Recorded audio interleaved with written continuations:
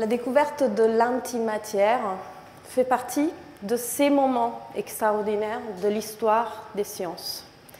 Grâce aux travaux théoriques de Paul Dirac, on doit la découverte et la mise en évidence en 1928 de l'antimatière. Ce que vous venez de voir, c'est une expérience que l'artiste a voulu définir, l'antimoti. En mai 2005, un homme s'est comparé à un proton. Il est descendu dans le tunnel du LHC. Il s'agissait de Gianni Motti, que vous venez de voir, et il a parcouru les 27 km de l'anneau souterrain du CERN de Genève à pied, à la vitesse moyenne non accélérée de 5 km.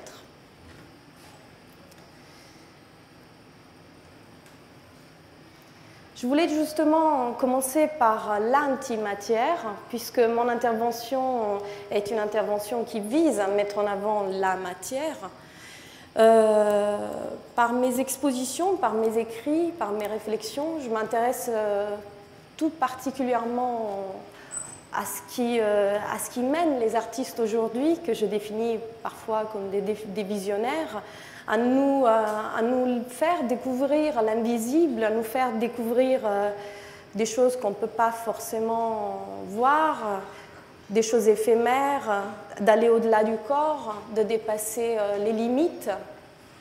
Mon intervention, ça sera surtout une relecture transversale d'une exposition que Niki, en présentant la journée, a brièvement évoquée. C'est cette exposition qui était pour moi une véritable révolution dans l'histoire de la muséographie contemporaine et qui s'est passée en 1985. C'était les immatériaux. À la base de cette exposition, il y avait un philosophe qui s'appelait Jean-François Lyotard.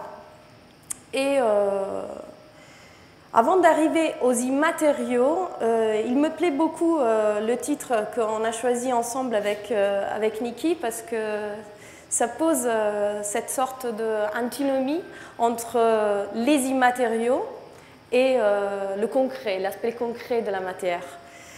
Et c'est pour ça que je voulais justement partir par ce qu'on appelle justement les matériaux. Et les mots que je vous ai mis là au départ de ce slide sont des mots qui sont repris en fait à l'intérieur du catalogue même des immatériaux. Donc vous avez matériaux, matériel, matrice et matière.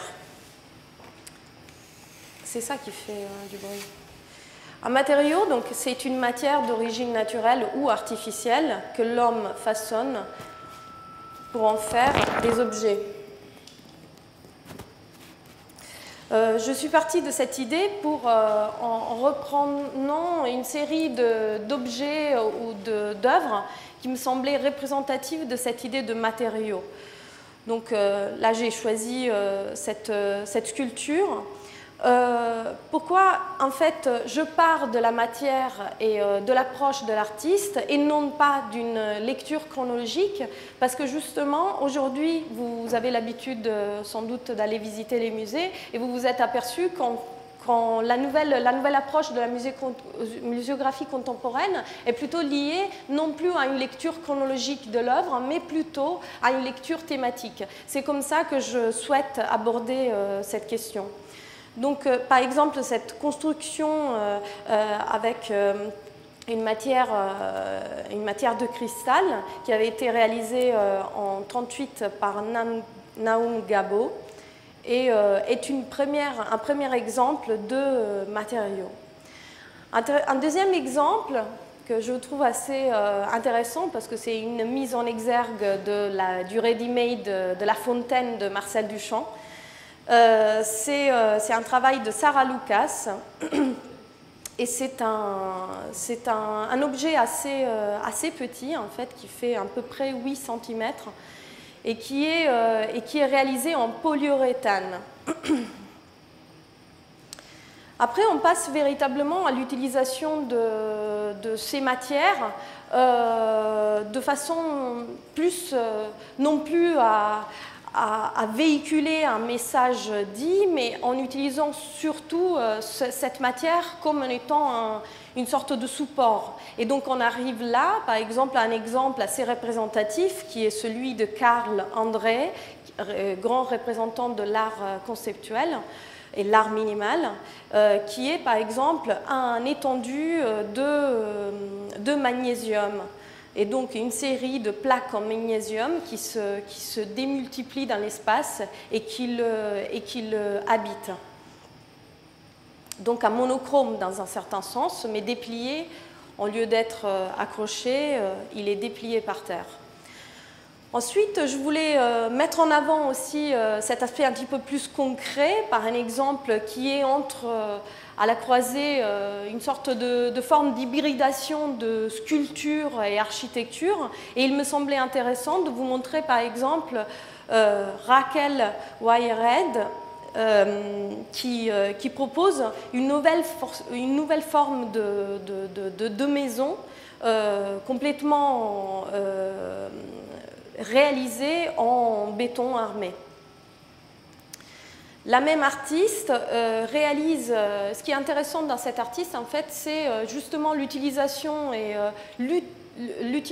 de la matière première, du matériau de base, sur des supports ou sur des objets qui ne sont pas forcément d'origine. Par exemple, pour réaliser une baignoire, elle utilise du caoutchouc. Un autre exemple que je voulais vous montrer, qui est beaucoup plus classique et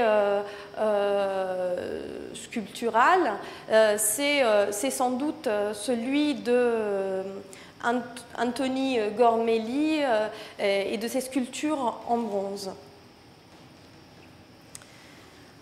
Après, on arrive à un autre exemple qui est aussi intéressant, qui est celui de Richard Long. Richard Long, que vous voyez une forme, encore une fois, qui est un petit peu minimale, mais cette forme qui est ronde et qui se déploie dans l'espace par une série d'éléments en ardoise qui se démultiplient l'un après l'autre. Donc l'ardoise, à la base, la matière de l'ardoise n'a plus une fonction à être utilisée que pour réaliser un monochrome, mais surtout Richard Long, comme ça avait été Robert